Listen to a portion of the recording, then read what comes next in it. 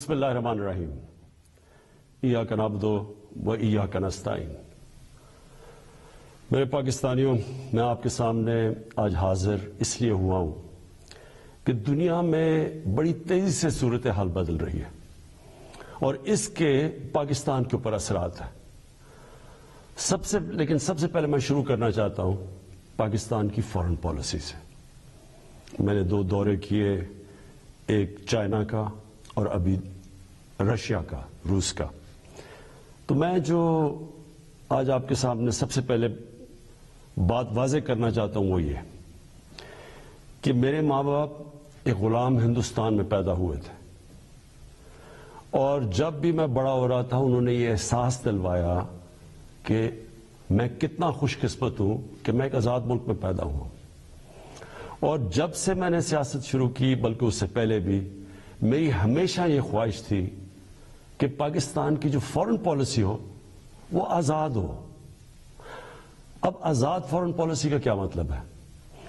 آزاد foreign policy کا مطلب یہ ہوتا ہے کہ ایک قوم اپنے لوگوں کے فائدے کے لیے فارن پالیسی بنائے، وہ فارن پالیسی نہ بنے جو کسی اور کا فائدہ کرے اور اپنے ملک کو نقصان پہنچا دے۔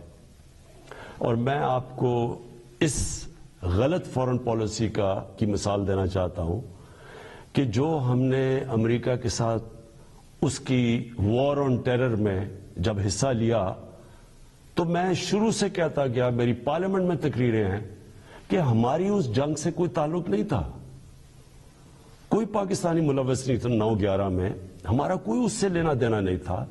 تو میں تب سے کہتا گیا کہ ہمیں اس میں شرکت نہیں کرنی چاہیے۔ ہم نے پہلے امریکہ کے ساتھ کی جنگ میں شرکت کی، سوویت یونین کے خلاف جب وہ افغانستان میں جہاد میں شرکت کی، اور پھر 10 سال کے بعد جب پھر شرکت کی 9/11 کے بعد امریکہ کے ساتھ اس کی جنگ میں، تو جب ہم تب شرکت کر رہے تھے کہ جہاد تھی کہ افغانستان میں کوئی فورن آکوپیشن ہوئی تو اس کے خلاف جہاد ہے، لیکن اب جب امریکہ افغانستان میں آ گیا تو اس کے خلاف دہشت گردی تھی۔ اور اس پالیسی کے میں شروع سے خلاف تھا، اور بدقسمتی سے یہ فارن پالیسی پاکستانیوں کے فائدے کے لیے نہیں کی گئی۔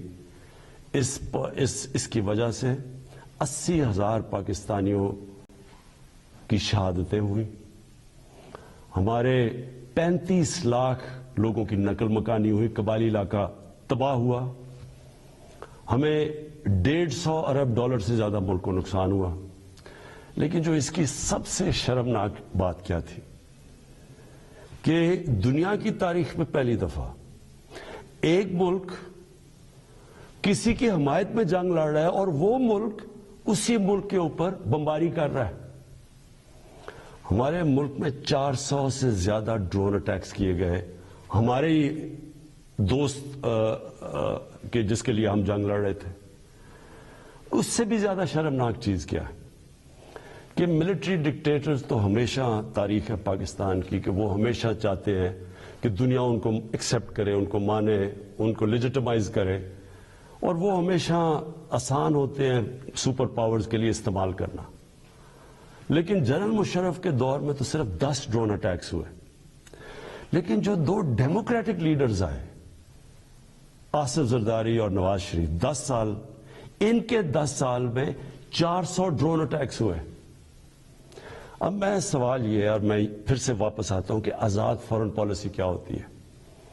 آزاد فارن پالیسی تو یہ ہونی چاہیے تھی کہ یہ 2 ڈیموکریٹک لیڈرز کو امریکہ کو کہنا چاہیے تھا کہ ہمارے جب آپ ایک بمباری کر رہے ہیں، ہمارے لوگ مار رہے ہیں، اس میں عورتیں بچے مار رہے ہیں، بے قصور لوگ مار رہے ہیں، تو کیا 2 ڈیموکریٹک لیڈرز کو سٹینڈ لینا چاہیے تھا اس کے اوپر؟ ایک سٹیٹمنٹ نہیں دی دونوں نے، بلکہ آصف زرداری نے اس کو ایک باب وڈورڈ جو بہت بڑا صحافی ہے امریکہ کا، وہ اپنی کتاب میں لکھتا ہے کہ آصف زرداری نے امریکہ کے آرمی چیف کو کہا کہ کولیٹرل ڈیمیج سے مجھے کوئی فرق نہیں پڑتا، جو ڈرون اٹیک سے جو بے قصور لوگ مرتے ہیں۔ اور یہ کیوں ہے؟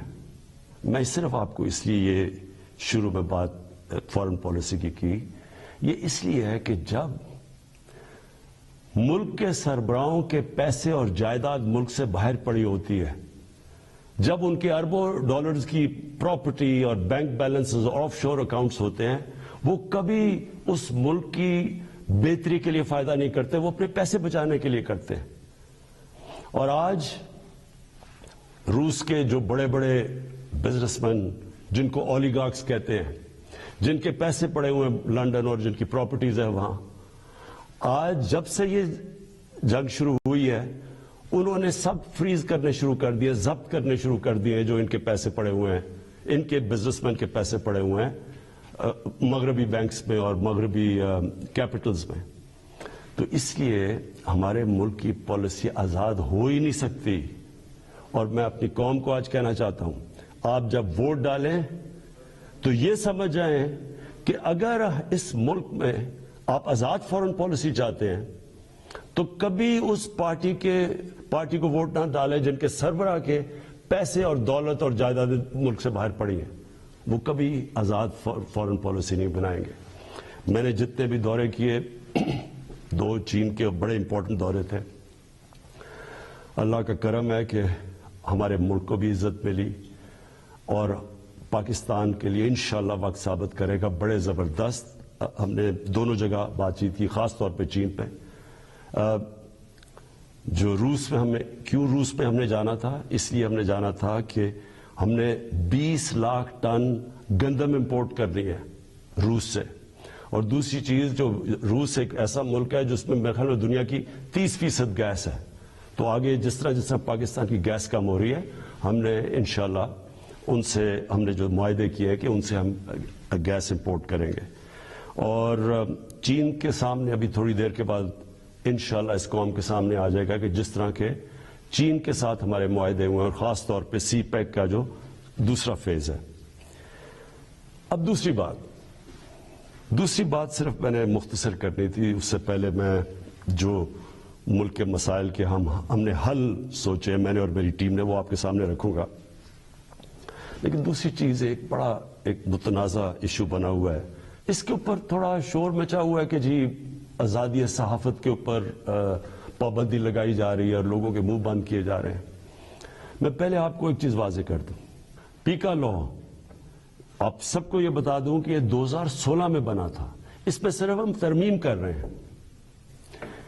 جو سربراہ ملک کا جس نے کرپشن نہیں کی، جو ملک کا سربراہ ملک کے قانون نہیں توڑتا، اس کو کبھی آزاد صحافت سے، میڈیا سے کوئی خطرہ نہیں ہے۔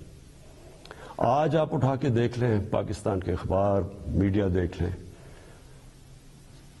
تقریباً 70% خبریں ہمارے خلاف ہیں، ہمیں ان سے کوئی فرق نہیں پڑتا۔ لیکن یہ قانون کسی وجہ سے لے کے آئے ہیں۔ اس کی وجہ یہ ہے کہ پاکستان میں سوشل میڈیا کے اوپر اس طرح کا گند آ رہا ہے، اس طرح کی چیزیں آ رہی ہیں، چائلڈ پورنوگرافی آ رہی ہے، یعنی جو ہمارے اسلامک ویلیوز کی خلاف ورزی، ہمارے چھوڑے دنیا میں کسی بھی مہذب معاشرے میں اس طرح کی چیزیں نہیں آتی جو اب ہمارے سوشل میڈیا پہ آ رہی ہیں۔ میرے پاس ریکارڈ ہے اس وقت کہ 94,000 کیسز پڑے ہوئے ہیں ایف آئی اے کے پاس، جس کے اندر گھر کی عورتوں کو تنگ کیا ہوا ہے، ان کے خلاف، اور لوگوں کے گھر اجڑ رہے ہیں کیونکہ گند اچھال رہا ہے، فیک نیوز آ رہی ہے، تصویریں گندی دی جا رہی ہیں۔ ابھی تک صرف 38 کیسز کا فیصلہ ہوا ہے 94,000 کیسز میں سے۔ عام لوگوں کو تو چھوڑیں، پرائم منسٹر ایک ملک کو چھوڑیں کہ عمران خان ہے یا کوئی بھی ہے، اس کو بھی نہیں بخشا جا رہا۔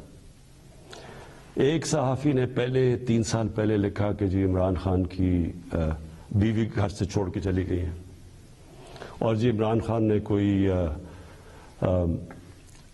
غلط غیر قانونی کام کیا بانی گالہ میں۔ میں نے عدالت میں کیس کیا، 3 سال ہو گئے ہیں، پرائم منسٹر کو ابھی تک کوئی انصاف نہیں مل رہا۔ وہی پھر سے صحافی لکھتا ہے اب پھر کہ جی ان کی بیوی گھر چھوڑ کے چلی گئی ہے۔ ملک کا پرائم منسٹر اگر اس سے یہ ہو سکتا ہے، اس طرح کا اس کے خلاف وہ عورتیں جن کا کوئی سیاست سے تعلق نہیں ہے، تو سوچیں باقی لوگوں کا یہاں کیا ہوگا. یہی صحافی جب اس نے نواز شریف کے دوسرے دور میں اس کے کرپشن پہ لکھا تھا, اس کو 3 دن اس نے بند کر کے ڈنڈے مارے تھے. ہم جا رہے ہیں قانونی طور پہ, اور یہ حال ہے کہ یہاں بھی یہ حال ہے کہ ہمارے ایک وزیر کے خلاف کسی خاتون نے لکھا, اس نے انگلینڈ میں جا کے انصاف لیا, ادھر اس کو فائن کیا گیا. اب مراد صحیح کے خلاف بات ہے, مراد صحیح سوچ رہے ہیں انگلینڈ میں قانون لے جا کے کیس کرنا. شوکت خانم کے اوپر ایک میڈیا ہاؤس جنگ گروپ, انہوں نے شوکت خانم کے اوپر لکھا کہ شوکت خانم کا جو پیسہ ہے وہ تحریک انصاف کو جا رہا ہے. اتنی بھی زحمت نہیں کی کہ کم از کم شوکت خانم سے پوچھ تو لیتے, ان کا ورژن تو لے لیتے کہ کیسے چیک جو شوکت خانم ہے وہ تحریک انصاف کے اوپر جا رہا ہے. اب شوکت خانم پہلے ہی ایک نون لیگ نے, حنیف عباسی نے شوکت خانم کے اوپر اسی طرح کہا تھا کہ پیسہ چوری ہو رہا ہے. وہ کیس 10 سال ہو گئے ہیں, وہ لوور کورٹ سے جیت چکی ہے شوکت خانم, 10 سال کے بعد بھی انصاف نہیں. تو اب شوکت خانم انگلینڈ میں جدھر رجسٹرڈ چیریٹی ہے اور امریکہ میں ادھر کیس کرنے جا رہی ہے اسی جنگ گروپ کے اوپر. تو کہنے کا میرا مقصد یہ ہے کہ یہ تو دنیا میں کہیں بھی نہیں ہوتا. آزادی صحافت کے نام پہ یا مافیاز بیٹھ کے بلیک میل کر رہے ہیں, ان کے ایجنڈے کچھ اور ہیں, یا ایسے صحافی بیٹھے ہیں جو پیسے لے کے یہ ساری گند اچھال رہے ہیں, بلیک میل کر رہے ہیں گورنمنٹ کے اوپر. میں نے آپ کو کہا کہ ساری زندگی میں نے تنقید دیکھی ہے, میں کرکٹ کیپٹن سے مجھے تنقید ہوتی تھی, میں نے سارے مغرب میں دیکھا ہوا ہے کہ کیا ہے. انگلینڈ کے اندر جدھر سے ہم نے جمہوریت کے ویلیوز لے کے آئے ہیں, میں نے انگلینڈ میں ایک کیس لڑا ہے, یہ جو ہرجانے کا کیس, سب سے بڑا ان کا کھلاڑی تھا جس کا میرا کیس ہوا تھا. مجھے پتا ہے کہ کبھی بھی کسی کی جرت نہیں ہو سکتی, جو یہاں چیزیں جس طرح کی غیر ذمہ دارانہ چیزیں یہاں آتی ہیں, کسی کی جرت نہیں ہو سکتی کہ یہی جا کے آپ کسی اور جمہوریت کے اندر کریں. تو میں یہ صرف اس لیے کہہ رہا ہوں کہ یہ اس ملک کے لیے اتنا ضروری ہے. مجھے اتنے لوگ کال کرتے ہیں, مائیں کال کرتی ہیں, میسیجز دیتی ہیں کہ کس طرح کے حالات ہو گئے ہیں, کیونکہ کوئی پوچھنے والا نہیں ہے. تو اس کے اوپر میں نے صرف یہ کلیئر کرنا تھا کہ اس کا کوئی آزادی صحافت سے تعلق نہیں ہے. جو اچھے صحافی ہیں وہ خوش ہوں گے کہ فیک نیوز ختم ہو, وہ تو ان کی تو کریڈیبلٹی ہوتی ہے کہ صحیح, اور اچھی صحافت تو ایک اثاثہ ایک معاشرے کا. ان کی جو تنقید ہوتی ہے وہ ہمارے پرائم منسٹر وزیروں کو آگاہ رکھتی ہے کہ ہم نے کیا کرنا ہے, ہم کیا غلطیاں کر رہے ہیں. لیکن یہ بلیک میل کرنا, گند اچھالنا, گھر کی عورتوں کو اس طرح کی چیزیں کہنی, پرائم منسٹر, ملک کا پرائم منسٹر, اب یہ 3 مین اخبار ہیں یہاں, میں نومینیٹ کرتا ہوں آزاد کشمیر کا پرائم منسٹر جب ہماری پارٹی الیکشن جیتتی ہے, 3 مین اخباروں کے فرنٹ پیج پہ آتا ہے کہ جی وہ جادو ٹونے سے یا پتہ نہیں ستارے دیکھ کے اس کو آزاد کشمیر کے پرائم منسٹر کو سلیکٹ کیا گیا. یہی چیز کہیں بھی انگلینڈ اور مغرب کے اخباروں میں کرتی ہے. میں آپ کو یقین دلاتا ہوں کہ ان کے اوپر اتنا بڑا ہرجانہ ہونا تھا کہ ان کی شاید اخبار ہی بند ہو جاتے. اب میں دوسری چیز پہ آنا چاہتا ہوں, کیونکہ میں آپ کو یہ بتانا چاہتا ہوں کہ ہم اب ہمارے جو حالات ہیں ان کے اوپر ہم نے اب کیا بڑی محنت کر کے ہم نے کیا تجویزیں سوچی ہوئی ہیں. تو سب سے پہلے کہ میں آپ کو صرف یہ یاد کرانا چاہتا ہوں, اور یہ ضروری ہے یاد کرنا, کیونکہ اگر تو مجھے سوئٹزرلینڈ کی اکانومی ملی ہوتی تو بڑا اچھا ہوتا, آج اسی پر بتاتے کہ وہ حالات تب یہ تھے تو اب آپ نے کیا کیا ہے. تو جب ہمیں اکانومی ملی تھی 2018 میں, جو سب سے بڑا پاکستان کی تاریخ کا خسارہ تھا, اندرونی بھی فسکل ڈیفیسٹ بھی اور بیرونی جس کو کرنٹ اکاؤنٹ ڈیفیسٹ کہتے ہیں, وہ پاکستان کی تاریخ میں سب سے بڑا ڈیفیسٹ تھا. ہمارے جو فورن ایکسچینج ریزروز تھے وہ مشکل سے 3 ہفتے کی بھی ایکسپورٹس کے لیے, امپورٹس کے لیے کافی نہیں تھے. ہماری کئی باہر کی لائبلٹیز جو تھی ہم پیسے نہیں دے سکتے تھے, وہ پاکستان ملا تھا. اور اس کے بعد اتنے مشکل وقت سے نکلتے ہوئے اس کے بعد ہم کرونا آ گیا. اب کرونا کا میں صرف آپ کو یہ بتا دوں کہ یہ 100 سال میں ایک دفعہ اتنا بڑا کرائسس آتا ہے جو کرونا آیا. دنیا میں آپ دیکھ لیں کہ حالات کیا ہوئے. اچھی بلی اکانومیز اجڑ گئیں. برطانیہ، ہندوستان جو بڑی تیزی سے آگے جا رہا تھا اس کی مائنسز میں گروتھ ریٹ چلی گئی. تو اس پہلے ہی مشکل حالات تھے. ہماری جو گروتھ ریٹ تھی وہ 0.2% بھی نہیں تھی. تو پہلے ہی برے حالات تھے، اوپر سے کرونا آ گیا. تو اس کرونا کے وبا سے جس طرح پاکستان نے ڈیل کیا اور کرتا آیا وہ میں ابھی بعد میں بتاؤں گا. لیکن اس کے بعد دو اور چیزیں ہو گئیں. جب کیونکہ پہلے تو کرونا آ کے لاک ڈاؤنز ہو گئے، اس کے اپنے مسئلے آئے. اس کے بعد جب لاک ڈاؤنز اٹھنے شروع ہوئے تو سپلائی لائنز افیکٹ ہوئی تھی. اس سے ایک کموڈٹی سپر سائیکل کہتے ہیں، یعنی جو کموڈٹیز تھیں وہ تاریخی مہنگی ہو گئی. اس سے کیا ہوا کہ دنیا کے اندر مہنگائی آ گئی، انفلیشن آ گئی. تو میں صرف آپ کے سامنے رکھنا چاہتا ہوں کہ اب میں صرف اس لیے بتا رہا ہوں کہ ہم کوئی دنیا سے علیحدہ تو نہیں ہے نا. کئی چیزیں ہیں جن کو ہم امپورٹ کرتے ہیں. تیل ہے، گھی ہے، 70% امپورٹ کرتے ہیں. دالیں امپورٹ کرتے ہیں 70%. یہ ساری جتنی چیزیں تھیں، اور بجلی جو ہماری ہے وہ اگر آپ 60% جو بجلی ہے وہ امپورٹڈ فیول سے بنتی ہے، یعنی یا کوئلے پہ یا اب گیس پہ اور یا پھر تیل پہ. تو سب مہنگی ہو گئی. لیکن میں پہلے آپ کو بتانا چاہتا ہوں کہ جو ہمارے سے بڑے مضبوط ملک تھے ان کے کیا حالات ہوئے. سب سے پہلے امریکہ کی سب سے تکڑی اکانومی سمجھی جاتی ہے. 40 سال میں سب سے زیادہ مہنگائی امریکہ میں ہوئی. 5 گنا زیادہ وہاں مہنگائی ہوئی. یعنی امریکہ کے اندر 1.5% سے زیادہ چیزیں مہنگی نہیں ہوتی. یہ 10 سال تک اتنی رہتی ہے مہنگائی، 1.5%. وہاں مہنگائی پہنچ گئی 7.5% پہ. اس کے بعد کینیڈا، جو بڑا یہاں سے کتنا پیسہ خرچ کر کے لوگ کینیڈا جاتے ہیں اور کینیڈا کے شہری بنتے ہیں، 30 سال میں سب سے زیادہ مہنگائی کینیڈا میں آئی. اس کے بعد برطانیہ، 30 سال میں 1992 کے بعد سب سے زیادہ مہنگائی وہاں آئی. ترکی میں 20 سال میں سب سے زیادہ مہنگائی آئی. اور میں صرف کیونکہ ہمیں سب سے زیادہ شور مچایا جاتا ہے کہ جی بڑی مہنگائی آ گئی، ہمیں گورنمنٹ کو ہٹا دو کیونکہ اتنی مہنگائی آ گئی.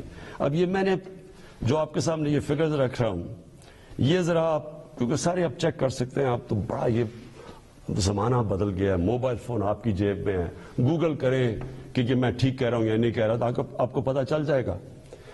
اب ذرا یہ سنیں، پیپلز پارٹی کی پہلے دور میں 71 سے لے کے 77 تک 13.9% اوسط مہنگائی ہوئی اس دور میں. پیپلز پارٹی کے دوسرے دور میں 88 سے لے کے 2 سال ان کی حکومت چلی، 8.3% مہنگائی ہوئی. پھر ان کے پیپلز پارٹی کے تیسرے دور میں 94 سے لے کے 96 تک 11.6% مہنگائی ہوئی. پھر ان کے 2008 سے 2012 کے دور تک 13.6% مہنگائی ہوئی. اب یہ ساری نوٹ کر لیں فگرز کہ ان کے 4 دور میں کتنی مہنگائی ہوئی. کہ صرف ایک دور میں، دوسرے دور میں 8.3 ہوئی تھی، باقی ساری 10% سے زیادہ مہنگائی ہوئی.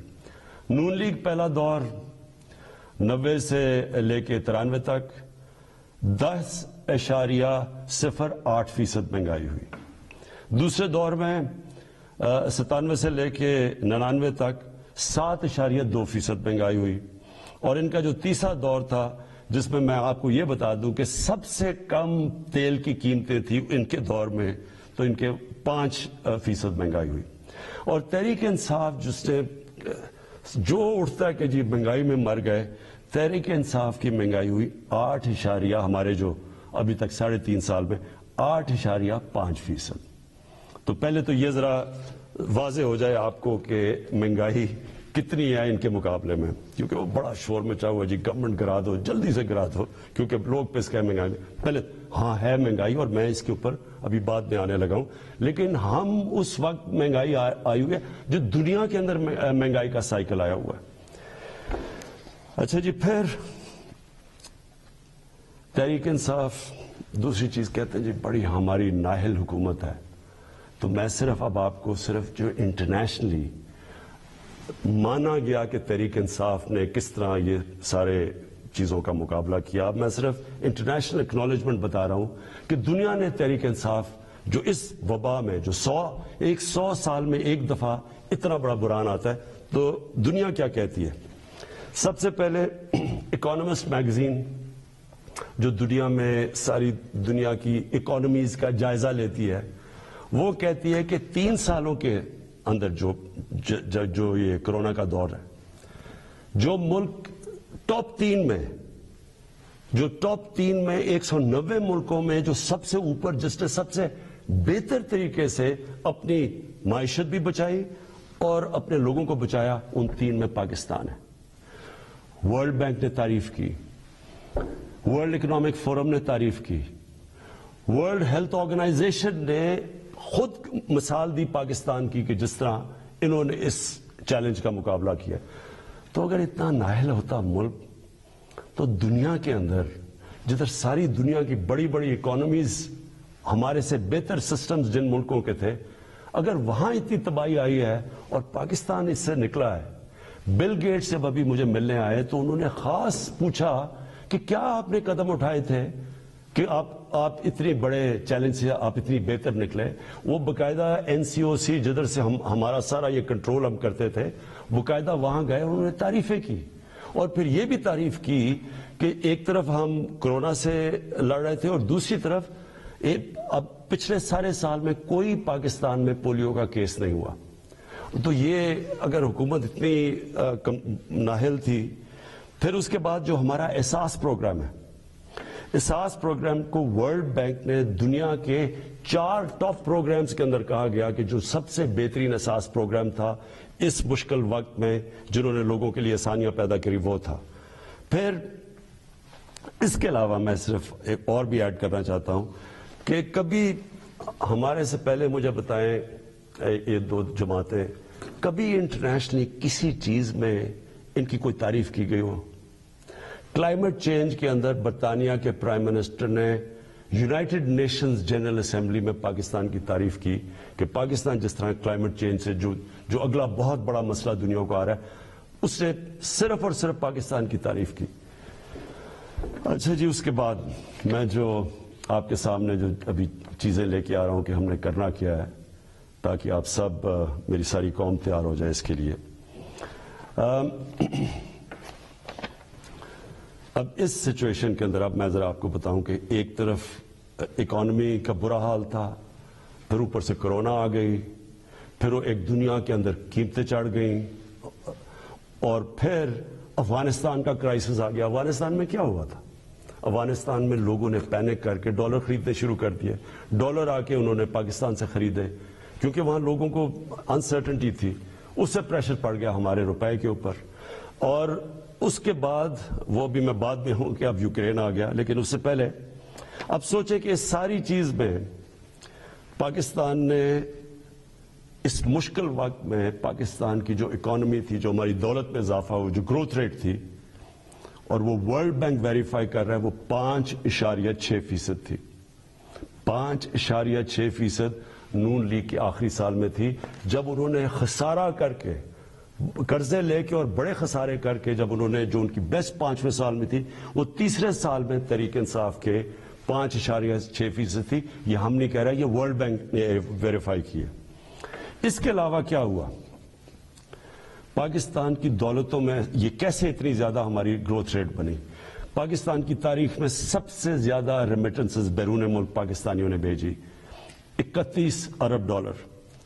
یہ تقریباً 10 ارب ڈالر زیادہ تھی جو کہ ہمارے سے پہلے ریمیٹنس بھیجتے تھے. پاکستان کی تاریخ کی سب سے زیادہ ایکسپورٹس کی گئی. پچھلے 5 سال میں جو پچھلا نون لیگ کا دور تھا، ایکسپورٹس وہیں کی وہیں تھی. میں آپ کے سامنے ایک یہ رکھتا ہوں، یہ میں چاہتا ہوں کہ یہ ذرا آپ گراف دیکھ لیں. اس گراف میں آپ کو یہ نظر آئے گا کہ 2000 سے گراف ہے اور 2020 تک.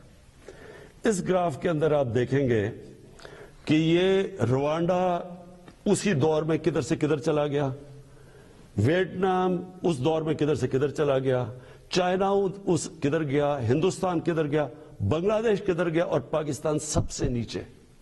यानी हमारी एक्सपोर्ट्स बढ़ी नहीं, और जब तक एक्सपोर्ट्स ना बढ़े वो मुल्क आगे बढ़ ही नहीं सकता।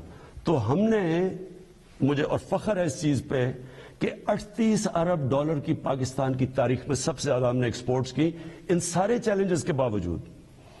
फिर हमारी जो टैक्स कलेक्शन है, कोई सोच भी नहीं सकता था कि जब लॉकडाउन हुए हों और इकोनॉमी स्लो हुई हो, उस दौर में पाकिस्तान की जो टैक्स कलेक्शन है वो 6000 अरब रुपए से ज्यादा हुई। रिकॉर्ड है पाकिस्तान की तारीख में, और ये ग्रोथ थी 31% हमारी टैक्स कलेक्शन की ग्रोथ हुई।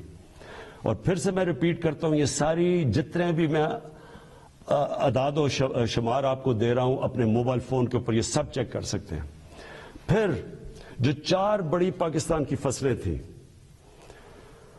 गंदम, चावल, शुगर, गन्ना और मकई,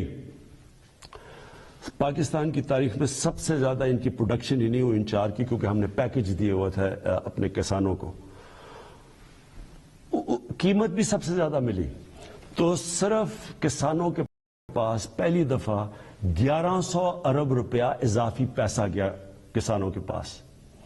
और ये इससे क्या हुआ, किसानों के पास जब पैसा ज्यादा गया, हमने पहले ये शुगर मिल्स वाले उनको पैसे टाइम पे नहीं देते थे, उनकी कटौती कर देते थे, उनको पैसे कम मिलते थे, लाइनें लगी होती थी उनकी, यानी शुगर मिल्स के बाहर किसानों की।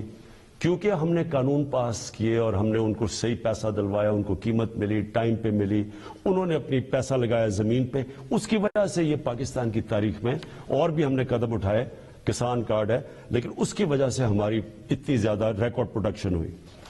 फिर हमारी जो लार्ज स्केल मैन्युफैक्चरिंग इंडस्ट्री थी, उनको हमने इंसेंटिव्स दिए, 7.4% उधर हुई।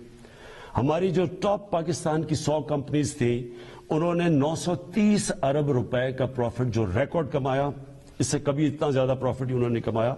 और मैं चाहता हूं कि यहां लोग बड़े बड़े मुनाफे करें, ताकि और इन्वेस्टर्स आए, ताकि और खुशहाली आए, ताकि और मुल्क की दौलत में इजाफा हो। पाकिस्तान का जो प्राइवेट सेक्टर है, उसकी क्रेडिट, यानी उन्होंने जो कर्जे लिए हैं, वो पाकिस्तान की तारीख में सबसे ज्यादा लिए, 1400 अरब रुपया। उसके बाद पाकिस्तान की जो ट्रैक्टर सेल थी, ये रिकॉर्ड हुई, 20% पिछले साल से ज्यादा ट्रैक्टर्स बिके। ट्रक्स 81% ट्रक्स और बसेस ज्यादा बिकी पाकिस्तान में। टेक्सटाइल की एक्सपोर्ट पाकिस्तान की तारीख में सबसे ज्यादा हुई, 16 अरब डॉलर, और हमारी मेन एक्सपोर्ट ही टेक्सटाइल है। तेल की कंजम्पशन, यानी हमारा जो तेल 15% बढ़ गई पाकिस्तान में तेल की कंजम्पशन। क्यों? क्योंकि एक्टिविटी बढ़ गई, बिजनेस एक्टिविटी बढ़ गई। कंस्ट्रक्शन सेक्टर के अंदर, क्योंकि हमने कंस्ट्रक्शन सेक्टर को उठाया था सबसे पहले, उसमें 1500 अरब रुपया कंस्ट्रक्शन सेक्टर के अंदर गया, और जिसकी वजह से आपने देखा कि जो हमारे रोजगार, लोगों का रोजगार भी बढ़ा। और फिर जो हमारा फॉरेन एक्सचेंज था, जो हमें सबसे कम फॉरेन एक्सचेंज रिजर्व्स रह गए थे, हमारे 23.2 अरब डॉलर के फॉरेन एक्सचेंज रिजर्व, तकरीबन पाकिस्तान की तारीख में सबसे ज्यादा हमारे फॉरेन एक्सचेंज रिजर्व्स हैं। लेकिन हमने ये फैसला किया, मेरे पाकिस्तानियों, हमने ये फैसला किया कि हम ये समझ रहे थे कि ये जो एकदम कीमतें ऊपर गई हैं तेल की और कमोडिटीज की दुनिया के अंदर, तो हम ये समझ रहे थे कि अब नीचे आनी शुरू हो जाएंगी। लेकिन जो यूक्रेन के अंदर हो रहा है और ये जो जंग हुई है, तो अब मुझे खौफ है कि ये, और हमने आपस में डिस्कस किया कि अभी कीमतें बाहर नीचे नहीं आएंगी, क्योंकि ये सबको पता है कि जैसे ये होती है जंग, तो तेल की कीमत भी ऊपर, और फिर 30% दुनिया की गैस वहां से आती है, गैस की भी कीमत और ऊपर चली जाएगी। और गंदम, हमने जो रूस को कहा हुआ कि हमें 20 लाख गंदम चाहिए, तो गंदम की अभी कीमत ऊपर चली गई है। तो हमने एक फैसला किया, हमने ये फैसला किया कि हम इस मुल्क में जो सबसे बड़ा मसला है इस वक्त, वो है तेल का, पेट्रोल और डीजल का, और इनकी अगर कीमतें और ऊपर चली गई तो लोगों के ऊपर और बोझ पड़ जाएगा। لیکن میں آج آپ کو یہ بتا دوں کہ پاکستان میں جو آج بھی پٹرول اور ڈیزل کی قیمتیں ہیں، یہ نوٹ کر لیں. جب اپوزیشن والے یہ کہتے ہیں کہ جی اوہو بڑا مہنگا ہو گیا پٹرول اور ڈیزل، مجھے ذرا یہ بتائیں کہ وہ ان کے پاس اس کا کیا حال ہے؟ ہمیں باہر سے امپورٹ کرنا پڑتا ہے، تیل اوپر چلا جائے ہم اس کے بعد کیا کریں؟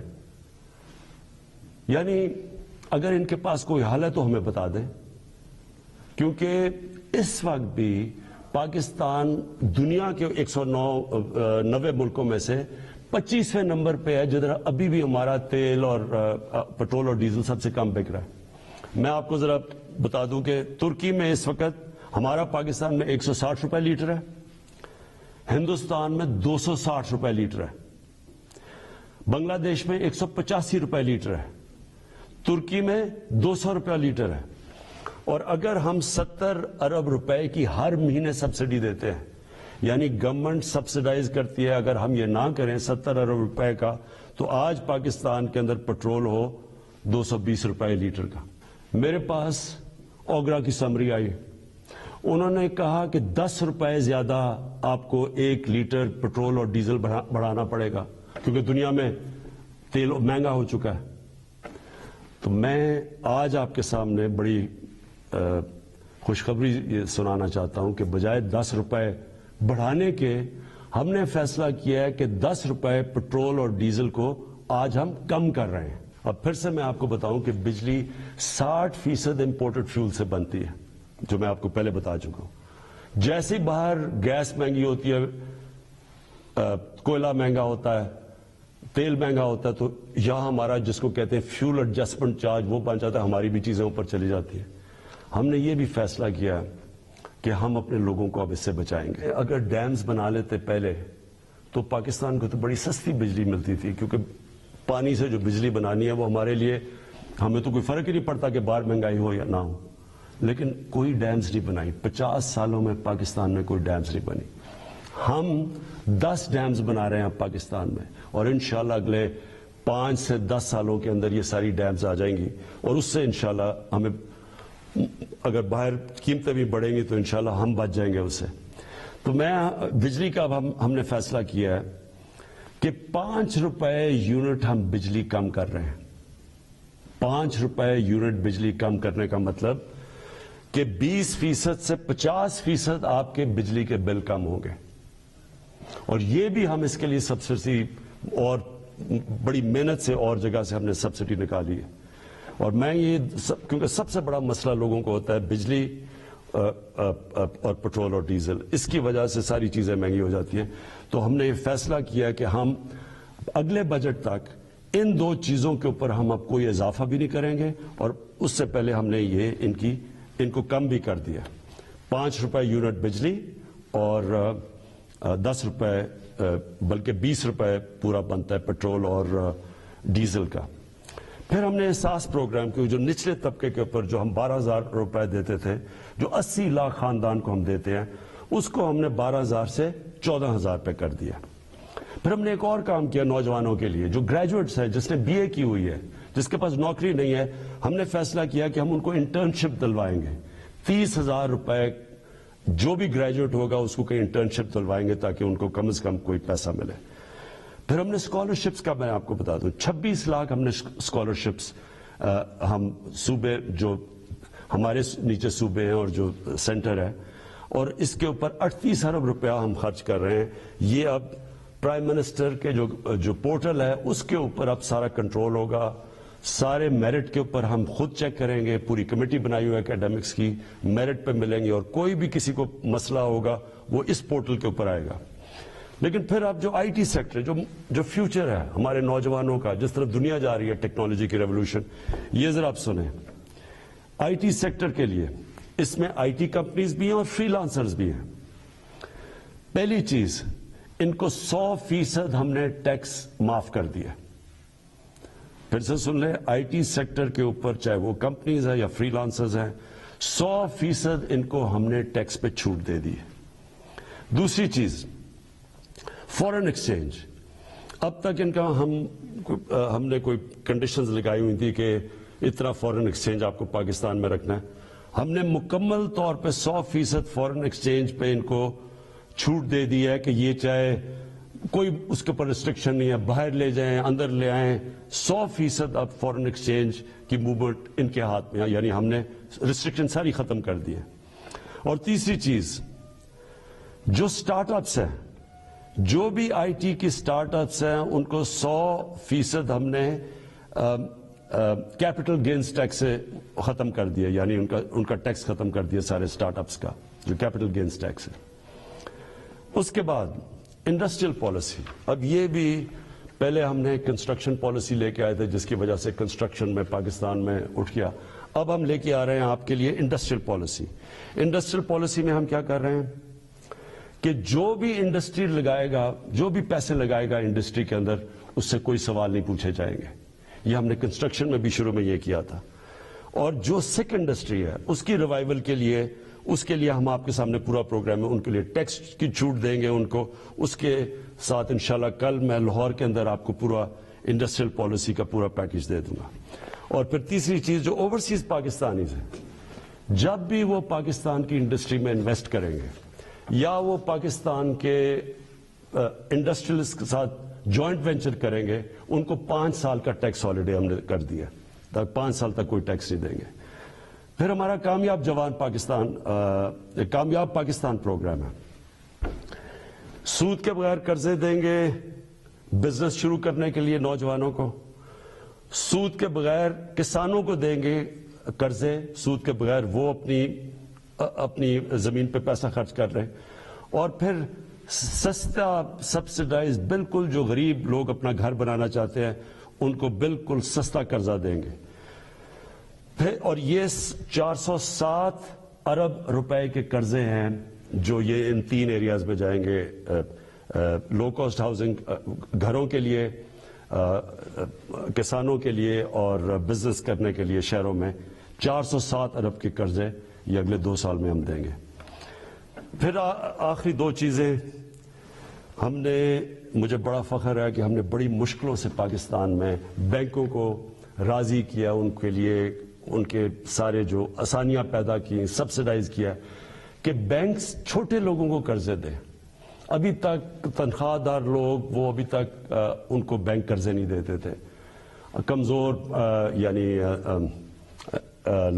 جو مزدور ہوتے ہیں, ویلڈر ہوتے ہیں, وہ کام کرنے والے, ان کی سوچ بھی نہیں سکتے اپنے لیے گھر بنانا. بڑی ہمیں 1 سال لگایا, ہم نے پوری ان کے لیے آسانیاں پیدا کی, گورنمنٹ نے سبسڈائز کیے قرضے, آسانیاں پیدا کی تاکہ اگر ایک آدمی اپنے گھر میں جو ایک کرائے کا گھر لیتا ہے, جو کرائے کے اوپر پیسے دیتا ہے, اسی پیسوں کی وہ قسطیں بن جائے اور اس کا اپنا گھر ہو جائے. تو مجھے بڑی خوشی یہ ہے کہ بینکوں نے اب تک اس میں 150 ارب روپے کے لو انکم غریب لوگوں کی جن کی آمدنی نہیں ہے ان کو دے چکے ہیں اپروولز, جس میں 50 ارب روپیہ ان گھروں کے لیے دے چکے ہیں, یعنی وہ کام شروع ہو گیا, گھر بننے شروع ہو گئے. اور آخر میں صحت کارڈ میں, مجھے سب سے زیادہ فخر یہ ہے کہ ہمارے جو صوبائی چیف منسٹرز تھے ان سب کو میں نے آگاہ کیا کہ یہ سب سے بڑی نعمت ہے ایک غریب گھرانے کے لیے کہ اس کے پاس ہیلتھ انشورنس ہو. جب بھی وہ ایک کوئی گھر میں بیماری ہو تو ان کو یہ خوف نہ ہو کہ ہم ہاسپٹل میں جا کے اپنا علاج نہیں کروا سکیں گے. اور پھر وہ کئی دفعہ گورنمنٹ ہاسپٹلز میں جاتے ہیں تو وہاں ڈاکٹرز نہیں ہوتے, اور خاص طور پہ دیہاتوں کے اندر ڈسٹرکٹس میں ڈاکٹرز نہیں ہوتی, نرسز نہیں ہوتی, اور وہ سارے شہروں میں آتے ہیں, دھکے کھاتے ہیں. یہ جو صحت کارڈ ہے یہ پاکستان کی تاریخ میں نہیں, یہ شاید ڈیولپنگ ورلڈ میں بھی, بلکہ ڈیولپڈ ورلڈ میں بھی اس طرح کا کہ آپ نے ہر گھرانے کو, ہر جو ہمارے صوبے ہیں سندھ کے علاوہ, کیونکہ پروونشل گورنمنٹس اس کا پیسہ دے رہی ہیں, ہر گھرانے کے لیے ہم انشاءاللہ مارچ کے آخر تک پنجاب میں ہر گھرانے کے پاس صحت کارڈ ہوگا. ہر خاندان 10 لاکھ روپے تک کسی بھی ہسپتال میں جا کے علاج کروا سکتا ہے. یہ ضروری ہے سمجھنا. پہلے تو ہوتا تھا گورنمنٹ ہاسپٹل, اب وہ پرائیویٹ ہاسپٹل میں جا کے علاج کروا سکتا ہے. اور ہر گھرانے کے پاس یہ صحت کارڈ ہوگا، اور انشاءاللہ یہ پورا ایک ہیلتھ سسٹم بن رہا ہے پاکستان میں۔ ابھی سے چھوٹے چھوٹے ہاسپٹل دیہاتوں میں جانا شروع ہو گئے ہیں، کیونکہ دیہاتوں میں ہمارے گورنمنٹ ہاسپٹل میں ڈاکٹرز نہیں ہوتے کئی دفعہ، تو پرائیویٹ سیکٹر جانا شروع ہو گیا۔ اور میری یہ خواہش تھی کہ پاکستان میں ایک پورا جال بچ جائے ہاسپٹلز کا، تو گورنمنٹ کے پاس تو کبھی بھی اتنا پیسہ نہیں آنا تھا، تو اب پرائیویٹ سیکٹر کے لوگ خود جائیں گے، کیونکہ اب ہیلتھ کارڈ ہوگا، غریب سے غریب گھرانے کے پاس بھی ہیلتھ کارڈ ہوگا، اور اگر ان کو گھر میں کوئی بیماری ہو وہ جا کے پرائیویٹ ہاسپٹل میں بھی اپنا علاج کروا سکتے ہیں۔ یہ میں سمجھتا ہوں کہ ہم نے جو ہماری 3.5 سال کی حکومت ہے، یہ سب سے بڑا کام ہے، کیونکہ جب کوئی گھر میں ایک بیماری ہو اور آپ کے پاس پیسہ نہ ہو تو اس سے زیادہ ایک خاندان کی بے بسی کا عالم نہیں ہوتا۔ میں آخر میں آپ کے سامنے، اپنی قوم کے سامنے یہ کہنا چاہتا ہوں کہ مجھے پتہ ہے یہ مشکل حالات ہیں، مجھے پتہ ہے کہ ہم نے یہ جو 3.5 سال گزارے ہیں، کبھی ایک مشکل سے نکلتے تھے، پھر دوسری مشکل، کبھی پلوامہ ہو گیا تو کبھی کرونا ہو گیا، اور اس کے بعد پھر مسئلے، اور اب یوکرین کا مسئلہ آ گیا۔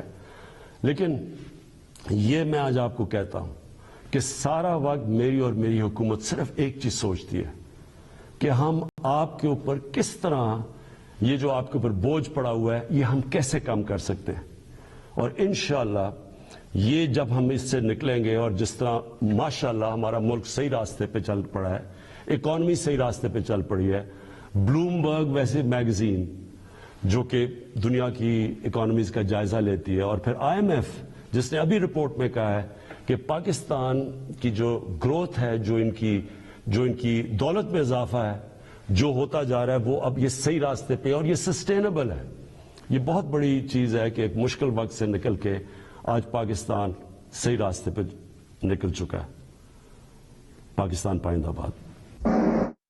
وزیر اعظم پاکستان عمران خان قوم سے خطاب کر رہے تھے، بڑے اعلانات کیے ہیں انہوں نے۔ پیٹرول ڈیزل میں فی لیٹر 10 روپے سستا کرنے کا انہوں نے اعلان کیا ہے، بجلی فی یونٹ 5 روپے سستی کرنے کا اعلان کیا ہے، اور کہا ہے کہ اگلے بجٹ تک پیٹرول ڈیزل بجلی مہنگی نہیں کریں گے۔ IT سیکٹر پر 100% ٹیکس چھوٹ دے دی گئی ہے۔